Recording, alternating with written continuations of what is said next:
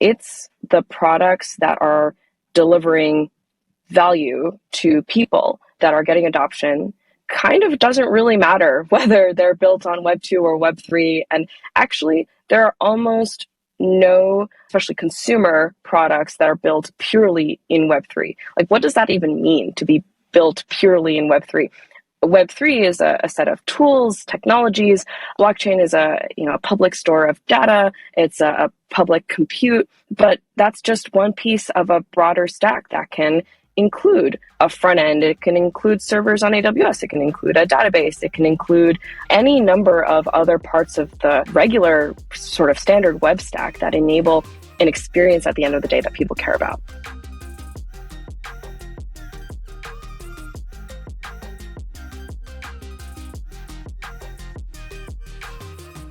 This was such a fun conversation. We talked with Asta Li, who is the co-founder and CTO of Privy. Kevin, I'm curious what stood out to you about this conversation. Yeah, this is an awesome conversation with Asta. We talked about the different types of wallets and specifically this concept of an embedded wallet that Privy is introducing. We talked about the different threat models that exist for that wallet, the sort of flexibility that they enable for different account restrictions, different approaches to security. And we got to talk a lot about this sort of like future vision of what the user experience will be like enabled by account abstraction and projects like Privy to allow for the least friction in onboarding into Web3 apps. So it's really eye-opening. I learned a lot from this episode. Yeah, and I think what a lot of people maybe do or don't know is that Privy is the embedded wallet that friend.tech uses, and a ton of other projects use it as well. So they've gotten a lot of discussion on crypto Twitter over the last few weeks around what are the attack vectors and how secure are your accounts that are using Privy. And so I think this was a really illuminating conversation from that perspective as well. So we hope you enjoy it, and let's hop into the episode. We are here with Asta Li from Privy, who is the CTO. I'm so excited to be having this conversation. Asta, thank you so much for coming on the pod. Absolutely. It's great to meet you guys. GM Asta. I cannot wait to talk about Privy and the security model and how it works and all of the things. I feel like this has been the buzz of crypto Twitter lately. But maybe before we even dive into that, we can do a quick primer on embedded wallets. So maybe you can cover sort of at a very high level what an embedded wallet actually is. Yeah, for sure. I'll actually start off with just a quick intro for myself and also what we're building. So yeah, my name is Asta. I'm CTO and co-founder at Privy, and Privy builds the onboarding SDK for Web3. So we connect users to the blockchain, whether that's through their own sort of external wallets like a MetaMask, Coinbase wallet, etc., or via embedded wallets, which are a simple login experience connected to a self-custodial wallet that's deeply embedded in the product that folks are using. And here, like embedded wallets is, I think, one of the solutions to the greatest bottleneck problem in Web3, which is kind of connecting to the blockchain at all, accessing Web3, getting started with a product and understanding how amazing some of these experiences that are being built in the web can be today. And where I come from before this, I actually have a history in self-driving. I was a founding self-driving engineer focused on large-scale data infrastructure, machine learning, and robotic perception at a company called Aurora. Joined them when we were super small, and then during my tenure there, we went public. We grew to 1,600 people, and we acquired Uber's self-driving division. So I'd been really excited to kind of bring a lot of the technical skill set from experiencing that growth to an area that I care a lot about, which is digital identity, data privacy, and enabling kind of the cutting edge of the web. So embedded wallets are self-custodial wallets that are deeply embedded into a product. Wallets are an essential part of the experience of Web3 because they are your access to the blockchain. And in many ways, it's the only way that blockchain systems can understand and authenticate requests and sort of understand who you are. A wallet broadly is software that manages cryptographic keys and how those keys interact with the blockchain. And embedded ones are ones that are seamlessly folded into a product experience outside of like pure Web3 infrastructure. So yeah, I'll kind of like pause there and see where you want to take it. Yeah. I mean, I feel like the thing that is important here, at least in terms of the embedded wallet side of things, is to your point, like this seamless experience. I know Privy is how friend.tech creates that experience, also how Cabin and several others have created this like perfectly seamless experience. Now, how that happens is something that I kind of want to dive into. So, as I mentioned in the beginning, there's been a lot of talk about Privy's security model and like how these things actually work in practice. So maybe we can dive in on the embedded wallet side of things of how this actually works in practice. And maybe we can actually start with the application itself and then dive into how the sort of key sharing happens. Makes a lot of sense. So we have a number of products that use Privy in partnerships with folks in the space, but I love pointing people to experiences like Courtyard, where people are creating digital representations of physical goods. And it's really crazy to see how we're able to open up this Web3 based product experience to a whole cohort of users who may not be crypto native at all. Like the trade shows where folks are learning about engaging with Courtyard are places where people are interested in like collectibles as their primary focus, not like Web3 as their primary focus. So I think that kind of accessibility is really awesome. But yeah, like starting with that experience, you're going into Courtyard and you want to purchase basically an NFT. And this is like, I think, a universal flow across a lot of experiences where you're going through an NFT purchase flow and you're someone who doesn't have a wallet yet. Instead of what a lot of the default flow is, which is, hey, you don't have a wallet, like go get one, download this extension, learn about cryptography, memorize a seed phrase, and like, read this 10-page article. That's extremely disruptive. As soon as people see stuff like that, as soon as people see like cryptographic keys, they're like, whoa, I'm gonna like do something else now because this is scary. Or I'm gonna like bookmark this tab and I'll read it next year when I have time finally. People are not gonna go and pick up a technical skill set just to explore a new product experience. And so the flow that we're enabling now for those people who want to engage with a product that maybe ends up with them getting an NFT is you simply first have to prove that you're linked to an account. And this is authentication. So you can sign in with your email and you get a one-time password that's sent to your email. You can enter that code in, and that is like proof that you're an account holder, in this case, an email account holder. And so that's like the beginning of that account. Starts with like a verification. And then from there, you just have a wallet, and that wallet is custodied by you. It's accessible only in the client, on your device, in an isolated iframe environment. And from there, we integrate tightly with the rest of the Web3 stack to enable Web3 based experiences where all the infrastructure is just working under the hood, but users are able to get their NFT at the end of the day. And a lot of what that looks like is integrating with gasless functionality so that you can check out with a credit card and end up with an NFT, and that you can, as a developer, do this with a Privy embedded wallet using an interface that looks exactly like MetaMask. So you don't have to change code or change which library you're using or change how your integration looks when you are working with a user who comes from a Web2 background. So we really feel that having this cohesive SDK that serves absolutely everybody across every browser, every device, no matter who you are, whether you're an expert or a newcomer, is really essential to unlocking the potential for the space. Best of both worlds, the user experience of Web 2 with the capabilities of Web 3. I've heard this comparison to like a Web 2.5. How do you and the Privy team feel about that kind of branding? Do you see yourself more as like an improved Web 3 experience or something like in the middle between those two memes? I think that my views around this have shifted a ton.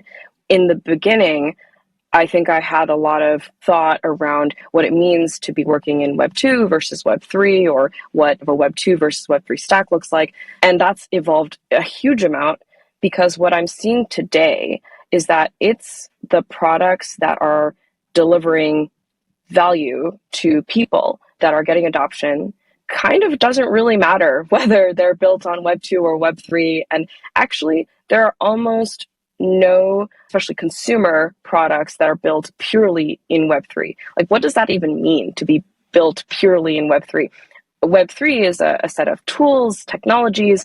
Blockchain is a public store of data. It's a public compute, but that's just one piece of a broader stack that can include a front end. It can include servers on AWS. It can include a database. It can include any number of other parts of the regular sort of standard web stack that enable an experience at the end of the day that people care about. So I think the dichotomy between a Web 2 and Web 3 product is a completely false one. And the thing that I'm really excited to do is enable as many people as possible to experience some of the greatest new products being built on the internet. And many of those happen to be built with some part of Web3 technology that enables functionality that couldn't have existed otherwise. I like that answer. I feel like the best example of this also is maybe actually in the way that key generation happens with Privy right now, where you kind of have this sort of shared model of the Privy SDK and also having the device enclave storing certain parts of the secret sharing. And so maybe we can actually talk about how key generation actually happens within Privy. Absolutely. The thing that is really important to us is that private keys are only ever reconstituted in the user's environment in an isolated iframe on the client in their browser. And that's the only place where those private keys are used to generate signatures and process transactions. So let's go through that kind of email login flow again. User signs in with email. They are authenticated as the user and receive a token that's proving that the user is who they say they are. And what that means is that environment, that device, that browser specifically, is kind of the trust on first use initiation point for wallet creation. And within the iframe, we generate entropy from a cryptographically secure source of randomness. And that is the entropy on which the wallet is built. So basically, you can imagine we're generating like a private key kind of right there in the client. And then from there, the key is split into three shards. There is the device shard, the auth shard, and the recovery shard. And it's split using a 2 of 3 Shamir secret sharing model. And our Shamir secret sharing library is actually open source. It's been audited twice by 2 independent auditors, as well as inspected by third-party auditors as well. Like, we consider it to be a public good. And it's also the only one of its kind, which is really exciting. And I think one of the reasons for, as an aside, for using Shamir secret sharing is because it is such a tried and true technique. We understand it very well. It is broadly used. It's not still in a research phase. Like, something that has, a cryptographic technique that has like 50 years of support is something that we feel comfortable using as the foundation for broad access to Web3. And I think that is also a great foundation for us to build upgrade paths and additional functionality and things down the line as we continue to evolve the space together. But in the meanwhile, what we have is, I think, a really very proven method for the foundations of our crypto system. So it's a 2 of 3 model, which means any 2 of the 3 shares can be used to reconstitute the private key. So if you have your auth share and your device share, you're good to go. And that's the normal mode of operation. And if you're on a brand new device and you need to recover your private key, then you have your auth share and your recovery key, and you're also good to go. So that's kind of the way we think about using this 2 of 3 Shamir secret sharing model in order to serve as the foundation for how we think about securing our system as well as the custody of the system. So where do these 3 shares go on key creation? So first, the device share is cached locally within the iframe environment.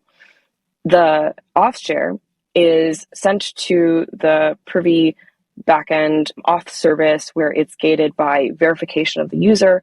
So a user always has to go through auth verification in order to basically obtain a token where they can authenticate themselves and receive their auth share. And the third is the recovery share, which is encrypted and sent to basically a backup location. By default, this is a Privy recovery service, and we're building more recovery methods right now, which enable folks to take their recovery share with them. And that means that they're able to recover from that share anytime they need to on a new device, or even if they just have an existing device and the recovery share, they're always able to reconstitute their key as well. So from there, the shares are distributed, but the private key, it only ever exists temporarily in memory. And that's kind of the foundation of what we've built. So I want to dig into the device shard or share just a little bit more. So I understand the auth one, if I have access to my email, I'll always be able to go regenerate that. I understand the Privy secured one. It sounds like there will be some like future new ways of getting access to that. For the device one that lives within the iframe, if I close my browser and reopen, does that same iframe environment persist? If I like switch browsers, switch apps if I'm on mobile, how does the device share persist?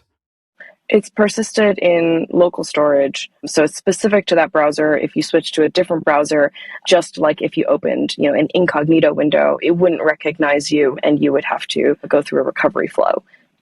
But if you closed your sort of non-incognito window and reopened, it would persist and it would recognize that you're on the same device. Okay, cool. And then what is the user experience like when a user goes from like desktop to mobile? Is that something that is supported yet where you can persist that like device shard, or do you have a totally separate account?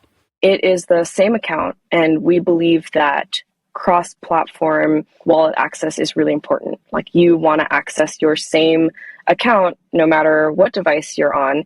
And the baseline, most accessible experience has to be log in and have access to a wallet. Verify your email, have access to a wallet, or one-click login with Google, have access to your wallet, etc.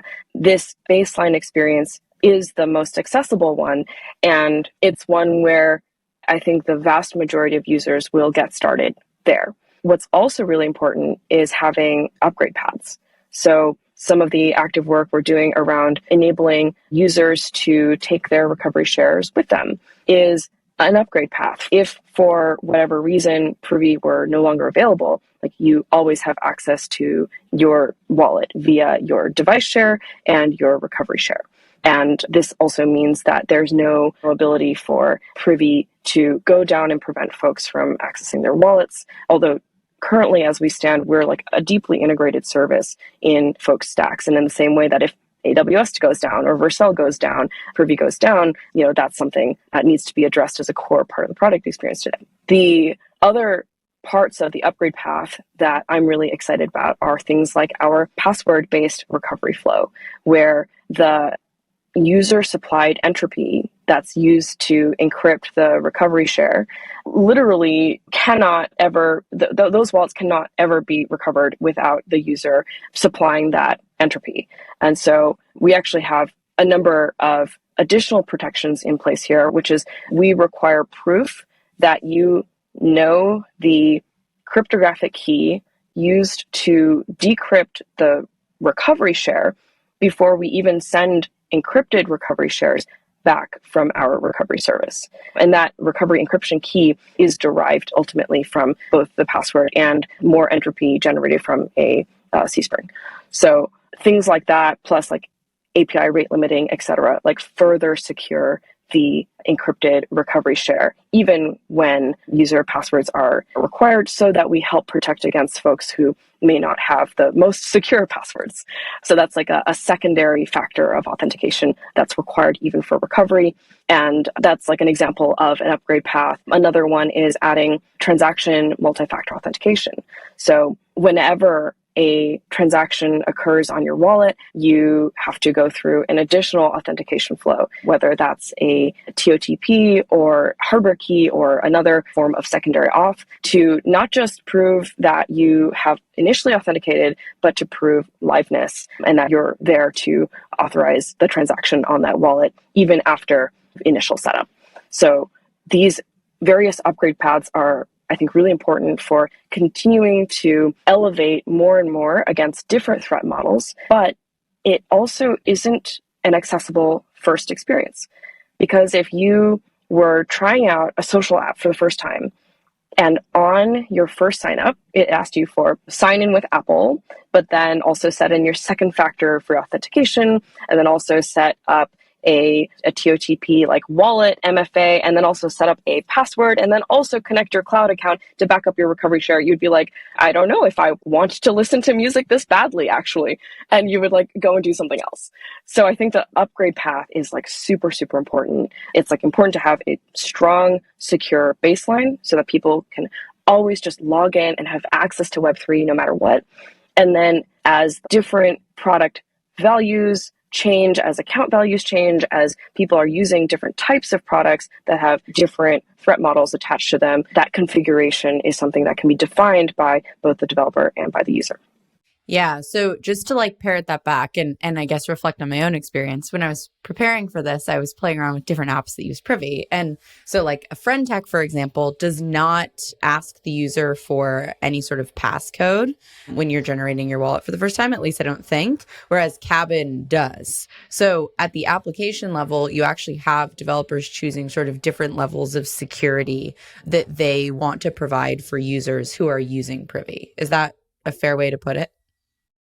Yeah, and I think it's more about like threat modeling, for instance, where we consider the baseline, like logging in and authenticating with your account is like a tried and true method of securing login. However, things can still happen. Like your email could get hacked, you could get SIM swapped on your phone, but it doesn't mean that these login methods are completely inappropriate for any type of app whatsoever. They're absolutely fun social applications that really care a lot about the accessibility of being able to get started with SMS, of how universal that is.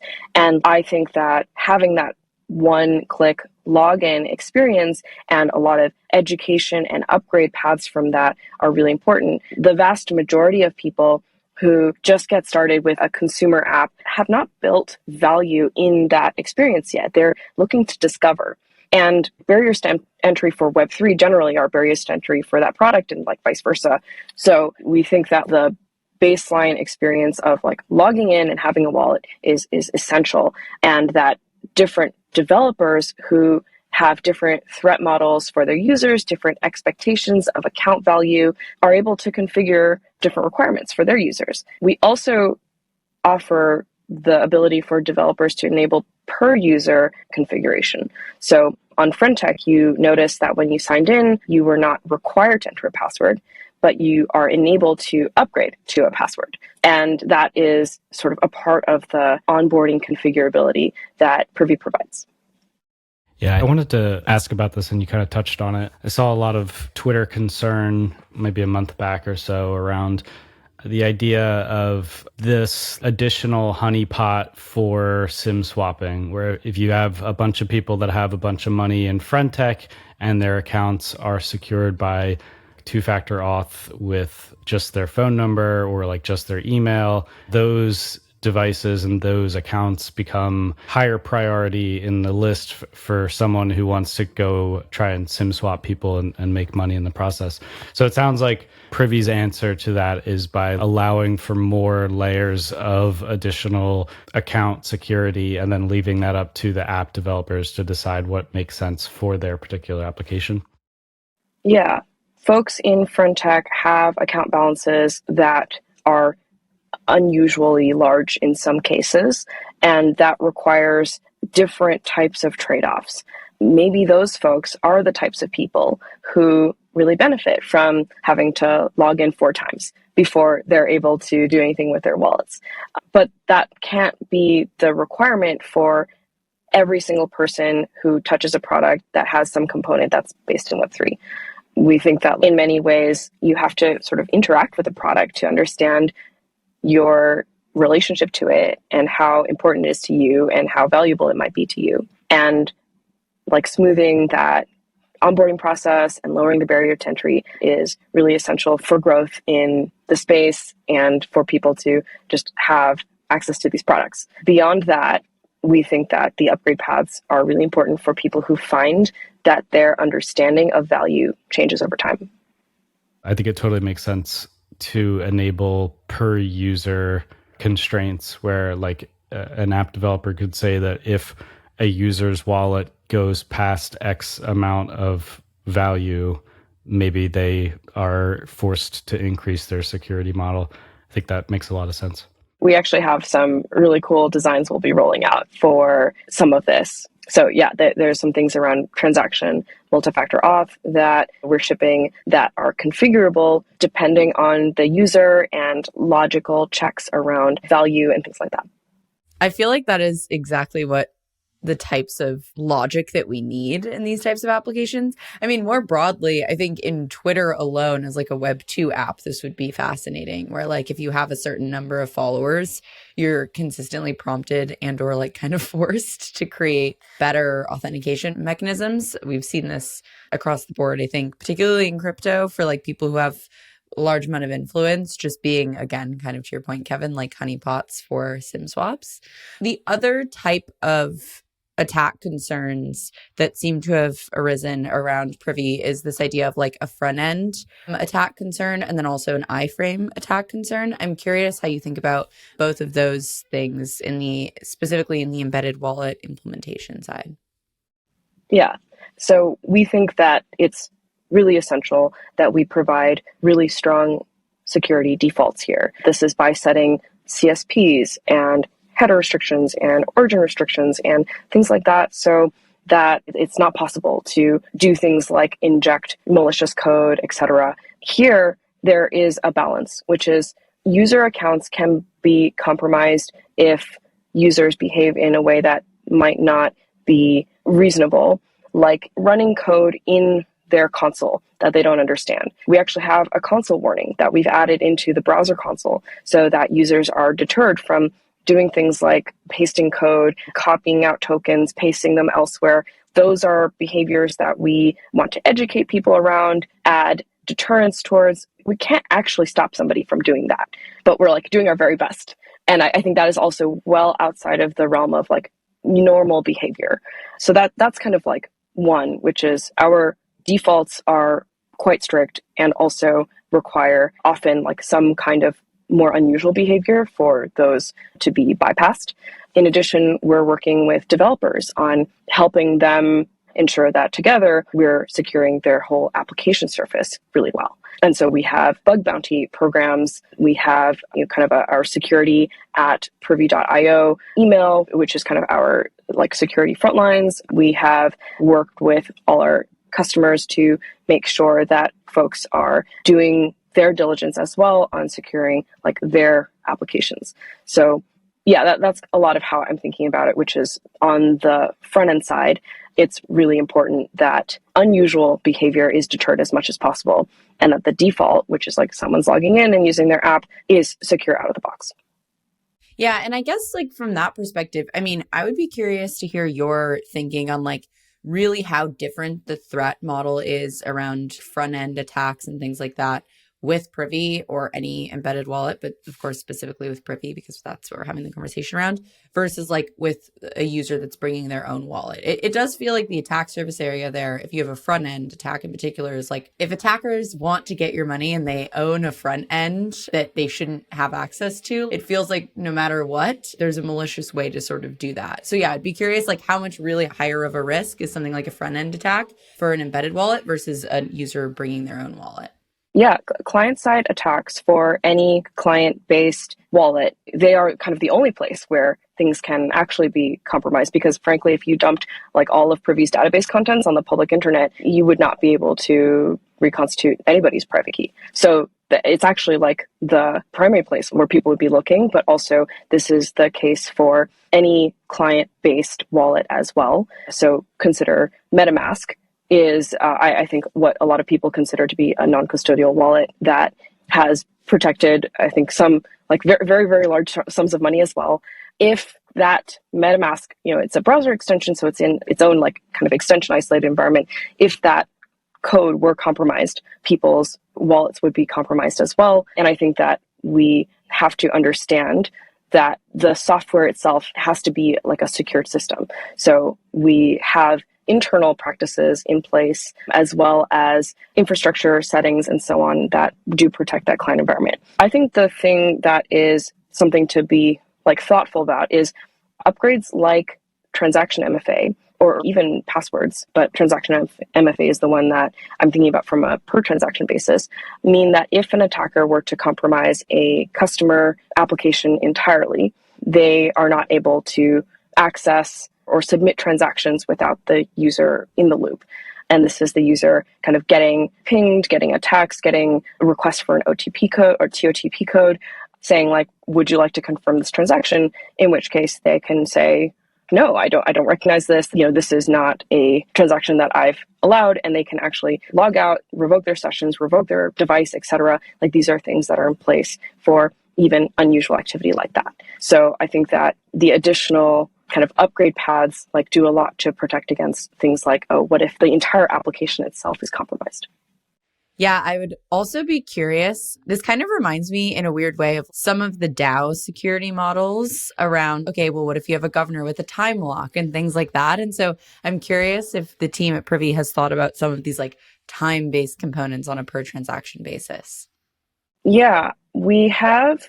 I think there will be some configurability on these things over time. So one thing we're looking at is making it so instead of confirming every single transaction, you only have to confirm within a 5 or 10-minute window. And that's kind of a UX trade-off where you don't want to necessarily have that interrupt like every single time, but you do want a guarantee of the user is around. So those are things that we are in the process of building.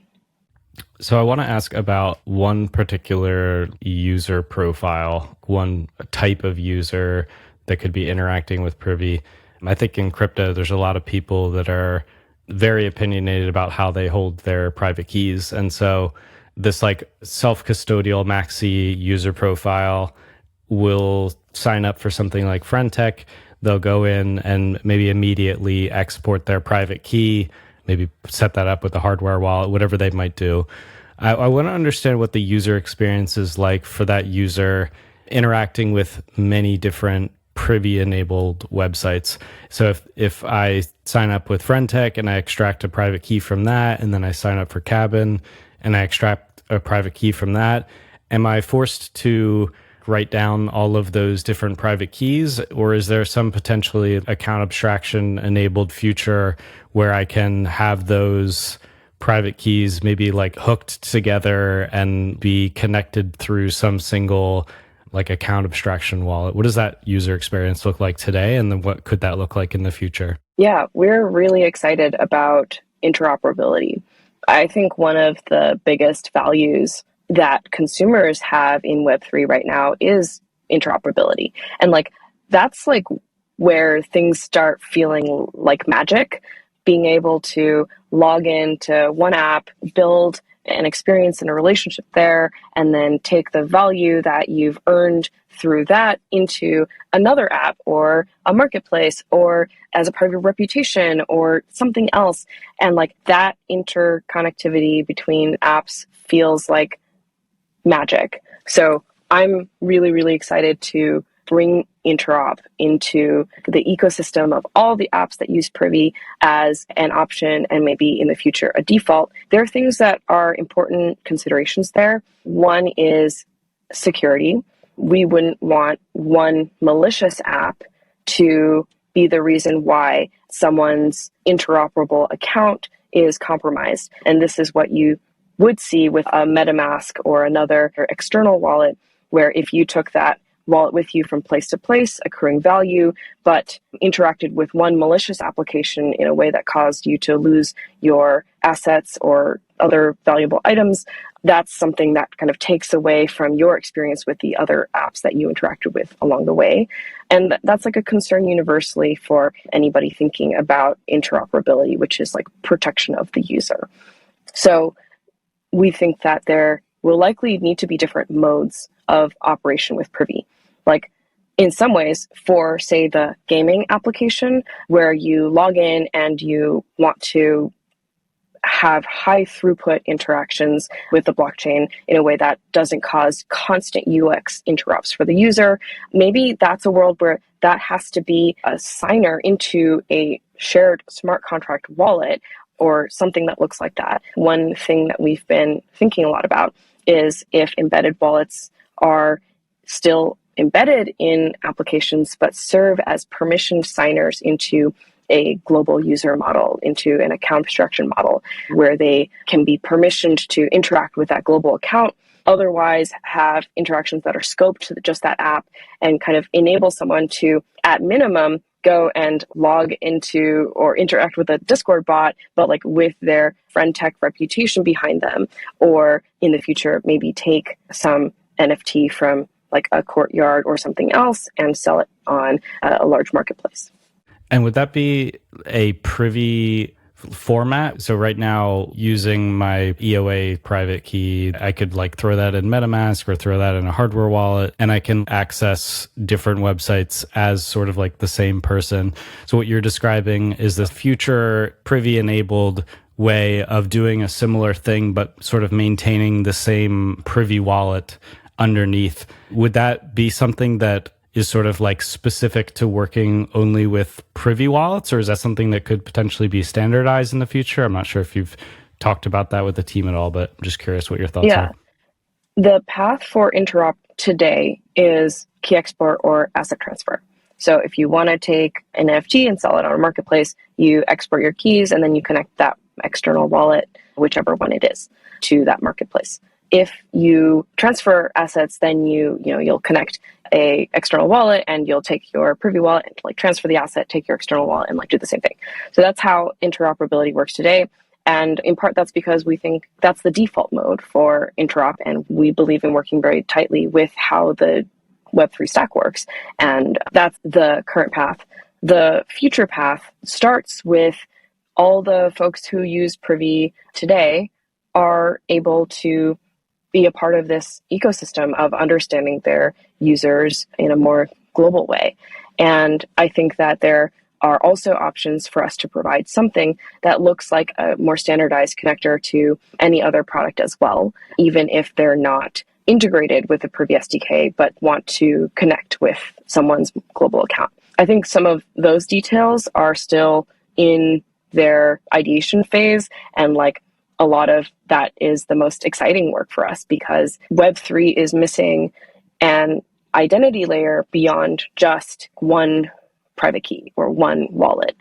And also for folks who are interacting with Web3 across apps in an interoperable way using their external wallets, they do have to learn how to protect those cryptographic keys and how to memorize or secure seed phrases and things like that. So the work that we can do to provide access to an identity layer that is accessible to absolutely everyone and not just technical experts, I think is a core unlock for this space.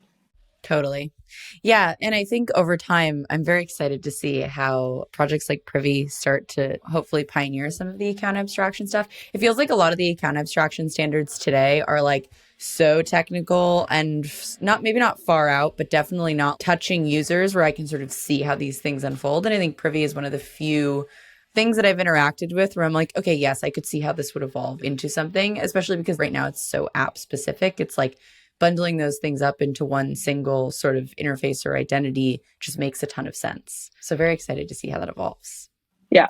I guess from there, I'm curious, very high level, what do you think are the most exciting opportunities over the next maybe year or two? And I'm curious what you think the future of wallets will ultimately look like, which is kind of a big question, but I'd be curious if you have a take there.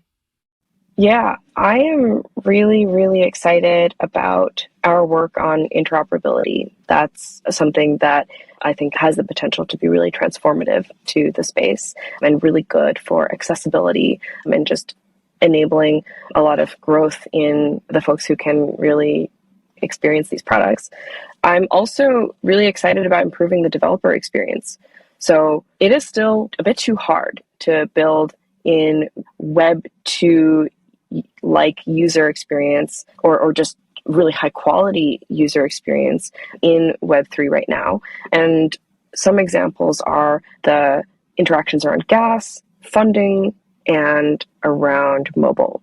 So to start with the first, the fact that in order to send something, like send an NFT somewhere or mint something, you need to pay gas, or rather infrastructure fees, is an unusual mental model for somebody coming from or used to a Web2 experience. They're not used to having to pay pennies every time they scroll Instagram, or they're not used to having to pay AWS when they use Snapchat or something like that.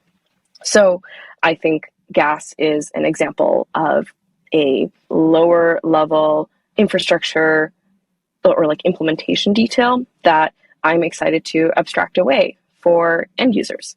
So as we're building deeper partnerships with paymasters, account abstraction, relayers, etc., our guides we've already published a number of guides on how to do these integrations, and many of our customers already have these integrations, but the more we can offer these features out of the box, I think the better the Web3 developer experience will be.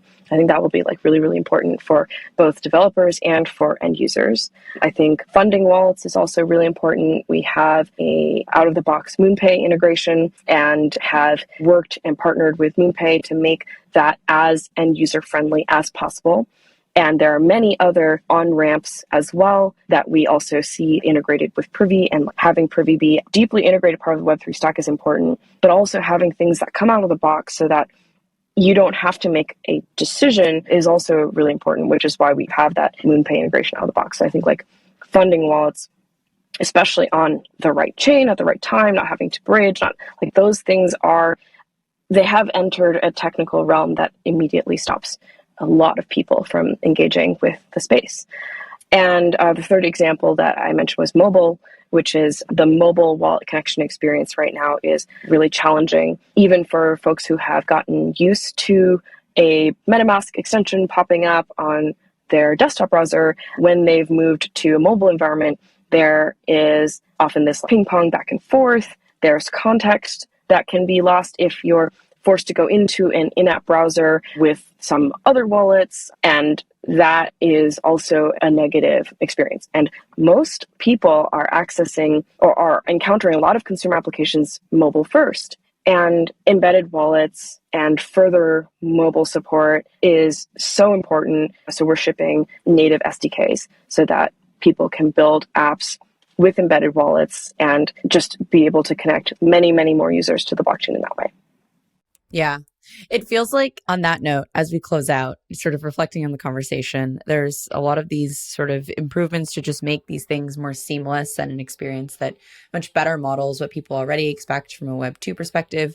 And the other piece is some of these security things and upgrade paths and all of that. A final question for you as we close out is, you sort of briefly mentioned this, but you have a background in autonomous vehicles, which are of course very high risk, but also need to balance this like user experience versus safety thing. And so I'm curious how that differs or is similar to building a wallet. Yeah, super, super different from my experience, in part because self-driving, at least when I was working on it, was an applied research problem with a reasonably well-defined product and market. And building embedded wallets and onboarding software is less open scientific research and more thinking deeply about product, customers, and market. So actually, even though a lot of the technical skill set provides a broad foundation across both, the North Star is really different, or the bottlenecks are really different. So one of the reasons why we're using Shamir secret sharing, for instance, is because it is a tried and true, dependable technique that we know works and is secure.